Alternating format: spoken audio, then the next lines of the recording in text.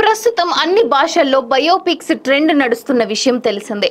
అయితే ఈ నేపథ్యంలో కళా తపస్వి దాదా సాహెబ్ ఫాల్కే అవార్డు గ్రహీత కాశీనాథ్ని విశ్వనాథ్ జీవితం ఆధారంగా విశ్వ దర్శనం పేరిట ఓ సినిమాను తెరకెక్కించారు. జనార్దన మహర్షి ఎంతో ప్రతిష్టాత్మకంగా ఈ విశ్వ దర్శనాన్ని తెరకెక్కించారు.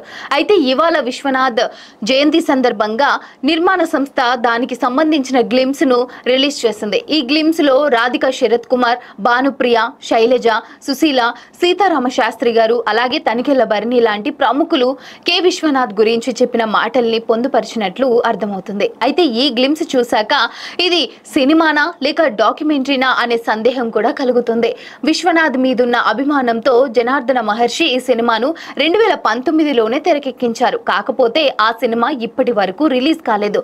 అంటే ఈ సినిమా విశ్వనాథ్ ఉన్నప్పుడే తెరకెక్కించిన సినిమా, కానీ ఇప్పటి వరకు రిలీజ్ అయ్యింది లేదు. ఇప్పుడు విశ్వనాథ్ గారు మన మధ్యలో లేరు.